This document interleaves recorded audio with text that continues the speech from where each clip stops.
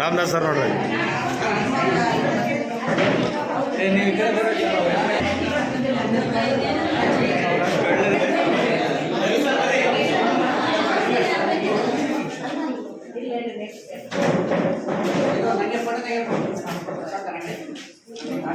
ಸಹಜ ಕೂಡೋದು ಬೇರ್ಪಡಿಸೋದು ಅನಿವಾರ್ಯತೆ ಇರ್ತದೆ.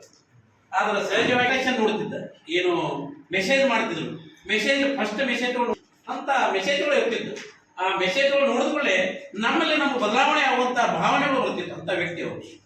ನಾವು ಅಧಿಕಾರಿ ವರ್ಗದಲ್ಲಿ 20-28 ವರ್ಷಗಳ ಅಧಿಕಾರಿಗಳಲ್ಲಿ ಇರುವಂತ ಗುಣಗಳೇ ಬೇರೆ.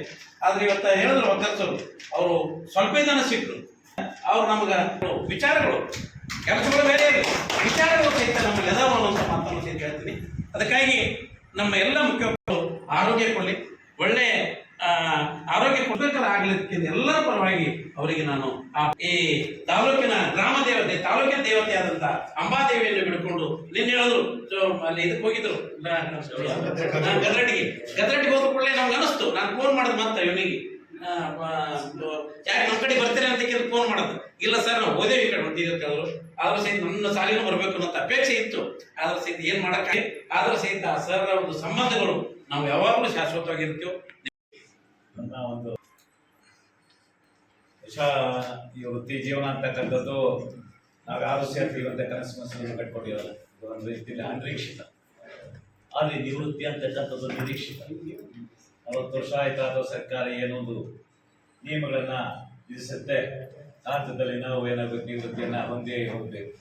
ನಿರ್ಧಾರದ 2 ತುದಿಗಳಿದ್ದಂತೆ, ಒಂದು ಹೆಜ್ಜೆಯಿಂದ ಪ್ರಾರಂಭ ಅಂದ್ರೆ ಹೆಚ್ಚು ಪ್ರೋತ್ಸಾಹಕ್ಕೆ ಹೀಗೆ. ಆದರೆ ಈ ಪ್ರಾರಂಭದ ಹಂತದ ಒಂದು ಹಂತದಿಂದ ಕೊನೆ ಹಂತದವರೆಗೆ ಏನಿರುತ್ತೆ, ಈ ಮಧ್ಯದಲ್ಲಿ ನಾವೇನೋ ಸೇವಾ ಅವಧಿನಲ್ಲಿ ಏನೆಲ್ಲ ಉತ್ತಮ ಅಂತ ಒಂದು ಅಂಶಗಳನ್ನು ಕೈಗೊಂಡಿರ್ತೇವೆ, ಅವಳು ಮಾತ್ರ ನಮ್ಮ ಜೀವನ ಪರ್ಯಂತ ಮತ್ತೆ ನಮ್ಮ ಕುಟುಂಬಕ್ಕಾಗಲಿ ಸಮಾಜಕ್ಕಾಗಲಿ ಒಳ್ಳೆಯದನ್ನು ಮಾಡಲಿಕ್ಕೆ ಅವಕಾಶವನ್ನ ಮತ್ತೆ ಸಪೋರ್ಟಿವ್ ಆಗಿ ಅದು ಕೆಲಸ ಮಾಡುತ್ತೆ. ಇನ್ನು ನಾನು ಹೇಳಬೇಕು ಅಂತ ಹೇಳಿದ್ರೆ, ಇನ್ನು ನನ್ನ ತಮ್ಮ ಇಲ್ಲೇ ಇದ್ದಾರೆ, ಇಂಜಿನಿಯರಿಂಗ್ ಬಂದಿದ್ದಾರೆ ಜಸ್ಟ್ ಈಗ. ಅವ್ರಿಗೆ ಹೇಳ್ತೇವೆ ನಾವು ಓದಿಸಿದ್ದಾರೆ, ನನ್ನ ಮಾತ್ರ ಅವ್ರು ಓದಿಸ್ಲಿಲ್ಲ. 60-70 ಜನ ಮಕ್ಕಳು ಹಳ್ಳಿಗಳಲ್ಲಿದ್ದಾಗ ಅವ್ರೇ ನಾನು ಶಾಲೆ ಕರ್ಕೊಂಡೋದು ಏನು ಮಾಡ್ತಾರೆ, ಯಾರು ಗೊತ್ಕೊಂತಿಲ್ಲ ಮಕ್ಕಳ ಜೊತೆಯಲ್ಲಿ ಎಲ್ಲ ಅವ್ರು ಚೇರ್ಮನ್ ಬಂದು ಗಟ್ಟಿ ಬಂದು ಅದಕ್ಕೆ ಒಂದು ಮಾತು ಕೇಳಲ್ಲ ಅಂತ ಹೇಳಿ ನಮ್ಮ ಅಕ್ಕರಲ್ಲೇ ಅವರು ಕಡೆ ನಡೆಗೆ ಅವ್ರ ಜೊತೆ ನಡೆಸೋ ಹೋಗ್ತೀನಿ ಅದಕ್ಕೆ ಅಂತೇಳಿ. ಹೀಗೆ ಅದನ್ನೇ ಗುರು ನಾವು ತಾಯಿ ಅಂತ ಹೇಳಿದ್ರು ಆಕೆ ಖುಷಿಯಾಗಿದ್ರು ಸಹ ನನಗೆ ಆಕೆ ನಿಜವಾದಂಥ ಹೇಗೆ ಅಂತ ಹೇಳಿದ್ರೆ, ನಮ್ಮ ಅಕ್ಕಂದಿಗೆಲ್ಲ ಬಂದು ಏನಾದರೂ ಟೆಸ್ಟ್ನಲ್ಲಿ ಪಾಸ್ ಆಗಿದೆ, ಮಾರ್ಕ್ಸ್ ಜಾಸ್ತಿ ಬಂದ್ರೆ ಅಂತ ನಮ್ಮ ಅಪ್ಪನ ಹತ್ರ ಹೇಳೋಂಥದ್ದೇ ಅರ್ಥ. ನಮ್ಮ ತಾಯಿ ಕೇಳಿಸ್ಕೊಂಡು ನೋಡು, ನಿಮ್ಮ ಅಕ್ಕ ಮಾರ್ಕ್ಸ್ ತೆಗೆದಿರೋದೆಲ್ಲ ಹೇಳ್ತಾ ಇದ್ದಾಳೆ, ನೀನು ಮಾರ್ಕ್ಸ್ ತೆಗೆದಿದ್ದು ಹೇಳು ಅಂತ ಹೇಳೋದು. ಗೋಲಿ ಪಗರಿ ಚಿನ್ನಿ ದಂಡದ ಎತ್ತಿದ ಕೈ ಇಂತಾನೆ ಇರಲಿಲ್ಲ ಮನೆಯಲ್ಲಿ. ಹೀಗೆ ಆಕೆ ಎಷ್ಟು ಆಸಕ್ತಿ ಇತ್ತು ಅಂತಂದ್ರೆ ಇವಕ್ಕೆಲ್ಲ ಒಂದೊಂದು ಪಾಲು ಕೊಟ್ಟು 2 ಪಾಲು ಹೆಚ್ಚಿಗೆ ಕೊಡ್ಬೇಡಿ ಮನೆಯಲ್ಲೇ ಬೆಣ್ಣೆ ಮಾಡೋದು. ದೊಡ್ಡ ಮಗ ಅಂತ ಒಂದು ಈ 3 ಹೆಣ್ಮಕ್ಳಿಂದ ನಾನು ಜನಿಸಿದೆ.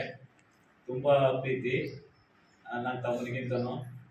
ಅವನೇನು ಮಾತಾಡ್ತಿಲ್ಲ, ದೇವರು ಕೂತ್ಕೊಂಡು ಶಾರದಾ ದೇವಿ ದರ್ಶನಕ್ಕೆ ಹೋದ್ರೆ ರಾಮಕೃಷ್ಣ ಅವರು ಬಡವ ಪ್ರತಿ ಮುಂದೆ ನಿಂತ್ಕೊಂಡು ನಾನು ಪ್ರಾರ್ಥನೆ ಮಾಡ್ತಿರೋ ಭಕ್ತರು ಬಂದು ನಿಂತ್ಕೊಂಡಿರೋರು.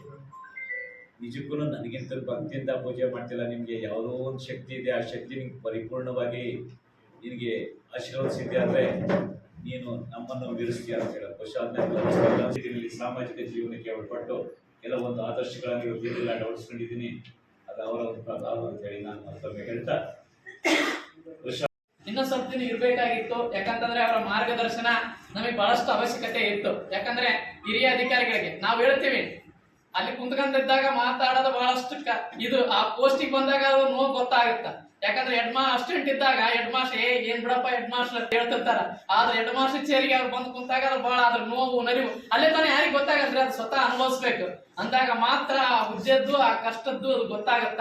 ಆ ನಿಟ್ಟಿನೊಳಗ ಬಹಳ ಶ್ರೇಷ್ಠ ಆಗಿ, ಯಾಕಂತಂದ್ರೆ 1987 ಸಬ್ ಇನ್ಸ್ಪೆಕ್ಟರ್ ಆಗಿ ಸೇವೆ ಸಲ್ಲಿಸಿ ತಮ್ಮೆಲ್ಲ ಅನುಭವಗಳನ್ನು ಹೇಳಿದ್ರು.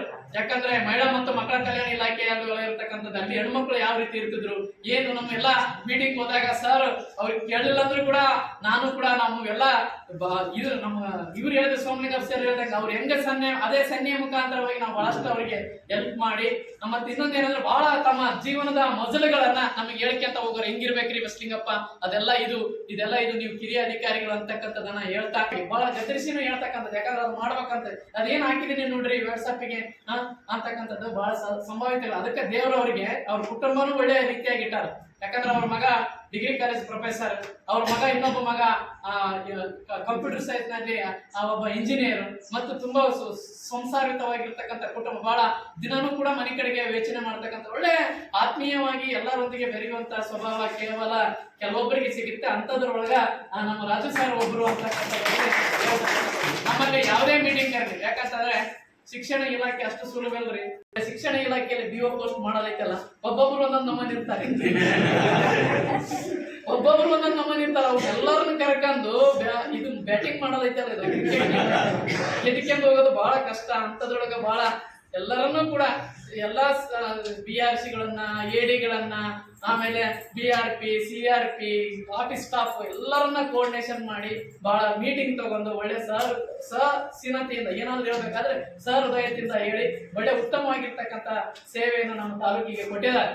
ಹಾಗಾಗಿ ನಾನು ಅವರಿಗೆ ತುಂಬಾ ಯಾಕಂತಂದ್ರೆ ನಾವು ಇಬ್ರು ಒಡ್ನ ತುಂಬಾ ಯಾಕಂದ್ರೆ ಇದು ಬಹಳ ಕಷ್ಟ ರೀ. ಇದು BO BRC ಐತೆ ಉದ್ಯಲ್ಲ ಒಂದ್ ನಮ್ಮನೆ ಗಂಡ ಹೆಂಡತಿ ಸಂಬಂಧ ಯಾರಿಗೆ ಏನು ಹೇಳಂಗಿಲ್ಲ. ಯಾರಾದ್ರೂ ಬೈದ್ರು ಕೂಡ ಯಾರಾದ್ರೂ ಆಫೀಸರ್ ಬೈದ್ರು ಕೂಡ ನಿಮಗೆ ಹೇಳಂಗಿಲ್ಲ.